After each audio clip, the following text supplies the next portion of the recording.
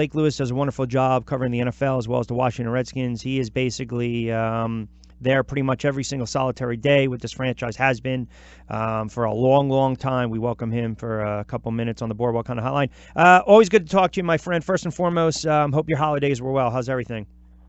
Pretty good. And I'm out here freezing right now. So, yes, here at practice. So hopefully you guys can hear me okay because it's very windy. No, we're good. We're good. All right, so what was your first reaction here learning that the Redskins claimed Foster? I was surprised. Actually, I tweeted that out, too, that, I'm very surprised that they made the move. I kind of can understand some of the reasoning outside the fact that he's a talented player and is at a position where they've kind of struggled of recent. But, there's a lot of Alabama guys here, Q, on this team, and, a lot of his former teammates and, Ryan Anderson, Deion Hamilton, Jonathan Allen and also Alan Payne. So they had great success at Alabama. But as I reminded a friend last night, he got in some trouble when he was at Alabama. So I don't understand the whole, that those guys can police him better and give him a better environment to, resurrect a career that's really hasn't gotten off to where, people thought he was capable of playing. And I think also for this team, this is a team that, as you know, and your listeners know, they've had some bad PR hits, over Dan Snyder's ownership here. And it's a team that has a lot of high character guys in this locker room this year, and I can honestly say that it's probably one of the more professional groups I've covered here in D.C.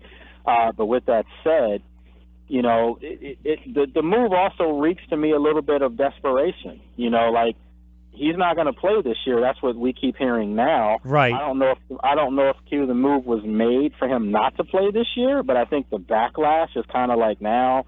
Well, he's going to have to earn his keep and do counseling and things of that nature before he hits the field. So it's just surprising all the way around. And I'm not the only person to cover this team that feels like that. We were just talking about it in the media room before I walked out to do the interview with you. Listen, my opinion is this. I don't care how desperate you are to make the playoffs. You can't justify you just can't justify this move. You can't. This guy's arrested Saturday in Tampa, charged with domestic battery, and then you add him to the roster. Yeah, if another team lets you go because of that, you really do have to go through a cool-down period, and there was no cool-down period. He went from being unemployed to technically employed right away, and no, he's probably not going to play this year. I mean, that's kind of the word that I'm getting here at Redskins Park is that it's going to be pretty much this move was made for next year. If you start thinking strategically, maybe they made the move at a position of need, thinking they can fill that with him, put him around, like I said, some of his former Alabama guys, and then maybe in this offseason you draft a quarterback because Alex Smith probably, he's definitely not going to be ready. Yeah. So, maybe this has something to do with that, but just all the way around, I can tell you right now, this has been met with a lot of skepticism here in the D.C. market, and, there are some fans, of course, who are going to always go, if he can help the team win, and that narrative, yep. Yeah, they're going to be optimistic because they feel like maybe those things that the Redskins are thinking can be true for Reuben Foster. But I think history shows the proof is in the pudding, and this guy hasn't done a whole lot of things to make you feel like this is the last straw with him.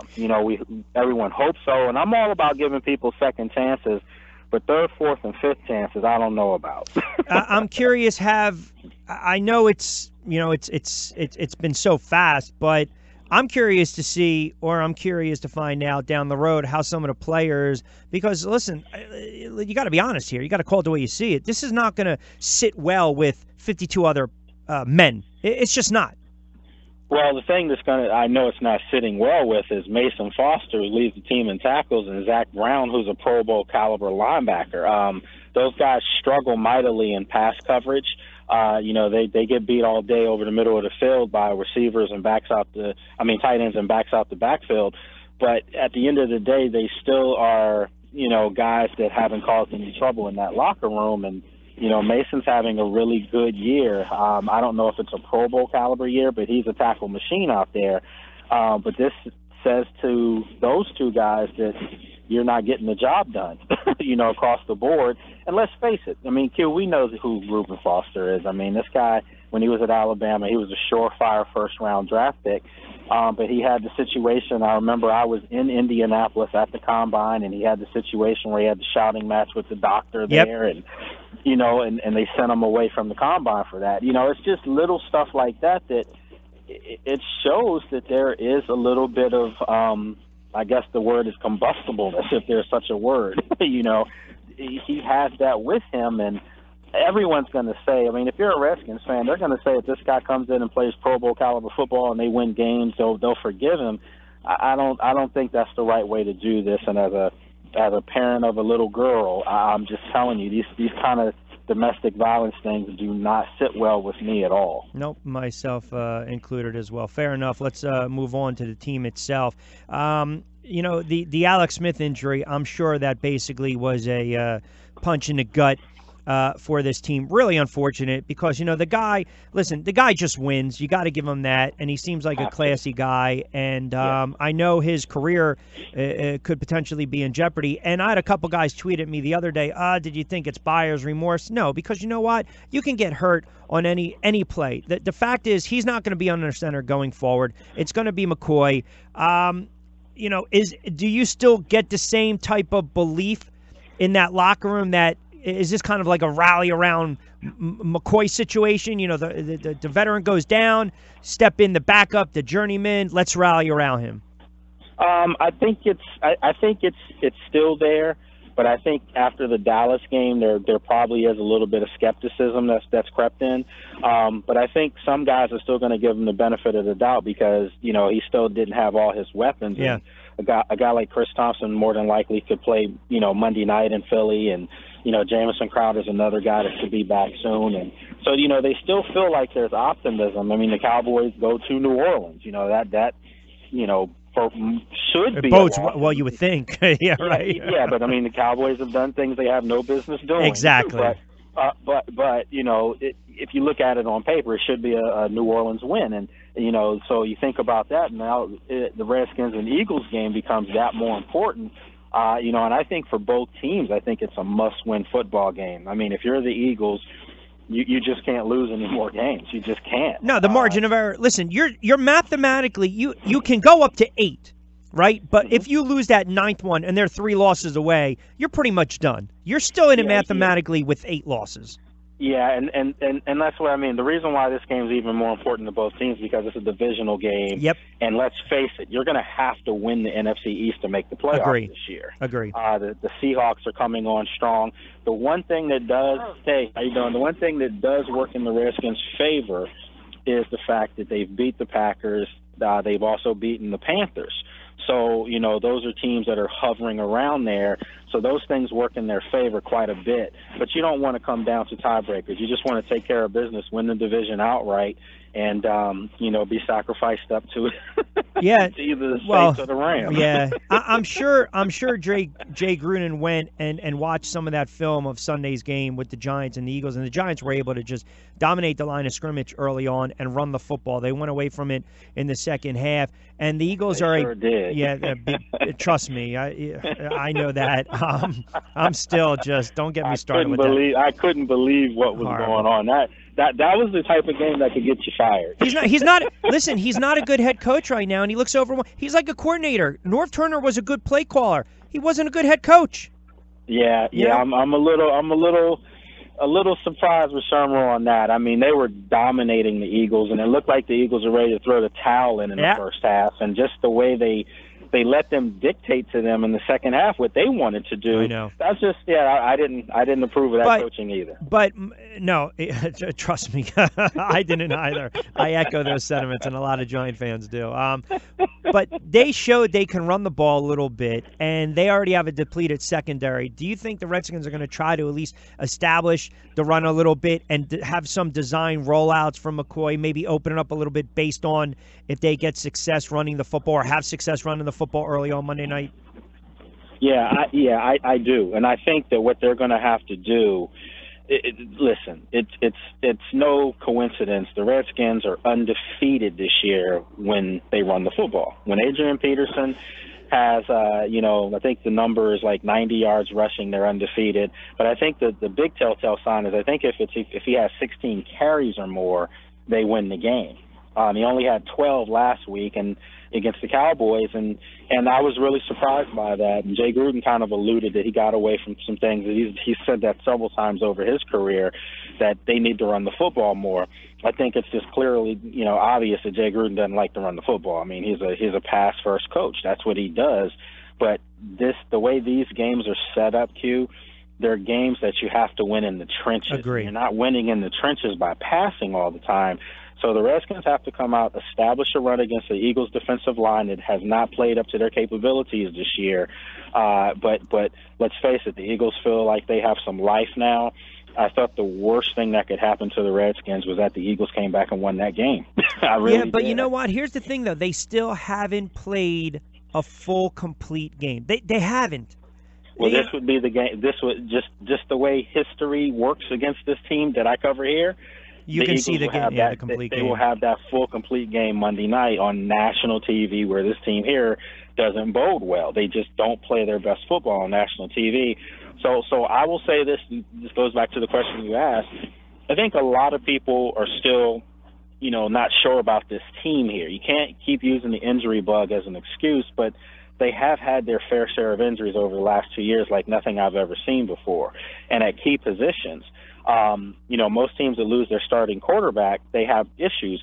The reason why you guys or Eagle fans will not accept that is because they went on and won the Super Bowl last year with their backup quarterback, Nick Foles. Is Colt McCoy capable of doing that?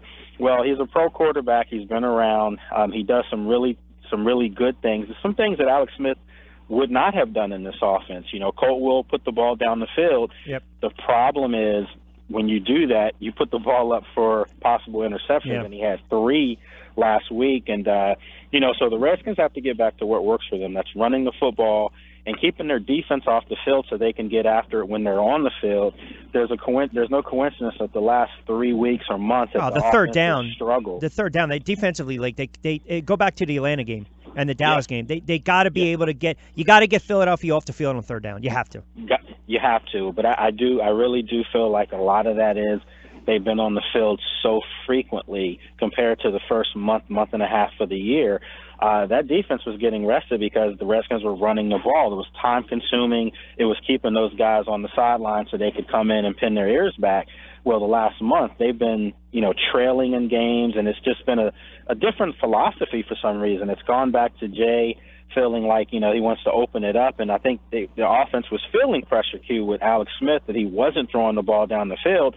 But like I kept trying to tell everyone, Alex Smith wasn't brought here to be a gunslinger, and if he was, they've mistakenly brought in the wrong person. He was brought in here not to turn the football over and to win football games, and when he got injured, they were in first place by not turning the football over, and and him making high percentage passes and doing things with his legs. So are they going to do that with Colt? I think Jay really feels like he can open up his playbook a lot more with Colt because he's been here for 5 years and he is more of a risk taker. But these aren't the games now to try to figure that stuff out. You need to stick with what worked with you. All right, listen, before I let you get out of here, I know we're covering the Skins and the NFL. You also cover the NBA and the Wizards, and I'm curious, what's the sentiment down there with Beal? Do you think he gets dealt? Because there's a lot of rumors in this area that, the Sixers might make a play. Maybe they don't have enough, but I know Beal has come out and said, look, I'm 100% focused on helping Washington win some games. I think if you did a poll with the fan base here, the majority of them would want to keep John Wall over Bradley Beal. And the reason for that is a lot of people just feel like John Wall, he's a dog. They think he plays hard. And in fairness, they think he's never really had a full complementary running mate with him. Bradley Beal's more of a spot-up shooter, but a lot of people always wondered with Wall's shooting deficiencies if he had, another slashing-type player with him, what it could do for his game. I think they need to break the whole thing up personally. I mean, I think it's run its course. I think right now, because of the horrific salary contracts you have, I think that they need to try to get whatever they can for their hottest commodities, which is their 2 backcourt all-stars. So I'd trade both those guys if it were me. Really? I put myself in the Duke sweepstakes somehow. I knew they were gonna stub their toe at least once. I didn't think it was gonna come this early, but you know what? They showed their lack of immaturity. And hey, don't look now. How about St. John's? They're 6-0. They just beat Maryland Eastern Shore. I'm just throwing it out there. I saw that, but if you took the Eastern Shore off Maryland, then I might give you a little bit. Yeah, of I hear you. Yeah.